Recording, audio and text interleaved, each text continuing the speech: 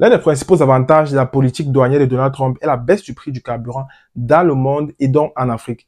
L'or noir a connu une baisse d'environ 12% de son prix depuis le début d'année, atteignant des niveaux inédits jamais atteints depuis 2021. Donc, on analyse cela dans cette vidéo. Bienvenue sur AfroEco, la chaîne qui décrypte l'actualité économique africaine. Si tu es intéressé par des vidéos comme celle-ci, n'hésite pas à t'abonner à la chaîne YouTube, active la cloche de notification et surtout, mets un like. En Côte d'Ivoire, par exemple, le prix du super depuis fin mars est passé de 875 francs à 855 francs. Et le prix du super est passé de 715 francs à 700. Il faut savoir que depuis mai 2020, les prix de carburant n'avaient jamais baissé en Côte d'Ivoire. Et que la Côte d'Ivoire, par exemple, fait partie des pays sur le continent avec le prix de l'essence le plus élevé. Au Mali également, les prix du super et du gazole ont baissé d'environ 75 francs. Et si on regarde même à partir d'avril, les prix ont baissé également au Maroc et en Afrique du Sud. Donc, je vous laisse cette figure. Dans cette figure, on voit le prix de l'essence en dollars par litre depuis le 31 mars 2025 sur les différents pays africains.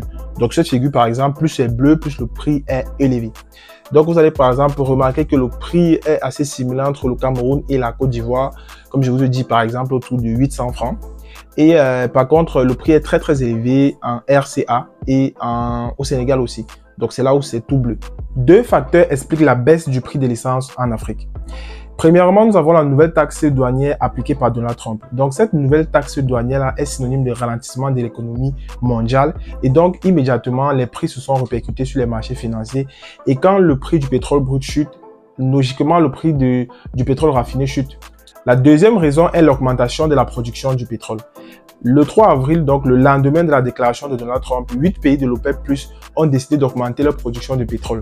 Et qui dit une augmentation en fait de l'offre de pétrole, dit inévitablement une baisse des prix. La baisse des prix des carburants est une très bonne nouvelle pour l'économie africaine et pour l'inflation parce que cela va permettre de réduire l'inflation déjà en réduisant les dépenses des différents ménages en Afrique. Mais il faut savoir que dans les économies libéralisées, un peu comme en Europe, aux États-Unis et même en Asie, lorsque les prix baissent sur les marchés financiers, la semaine qui suit, le prix baisse sur le marché en fait physique, mais des économies un peu comme les économies africaines où le prix de l'essence est très souvent subventionné, les effets vont se faire ressentir après plusieurs mois. En parlant de subventions, le Nigeria injectait par exemple 44 millions de dollars chaque jour pour subventionner le pétrole.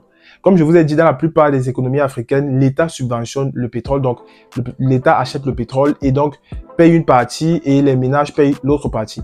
Et donc, le Nigeria a simplement décidé d'arrêter de subventionner le pétrole.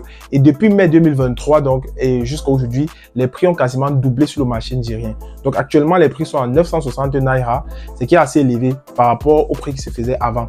Mais ça reste toujours très bas par rapport à la plupart des autres pays africains puisque 960 naira, c'est environ 350 francs CFA. Maintenant, vous savez tout sur la baisse du prix de l'essence en Afrique. Si vous avez aimé cette vidéo, n'hésitez pas à liker et surtout abonnez-vous à cette chaîne YouTube.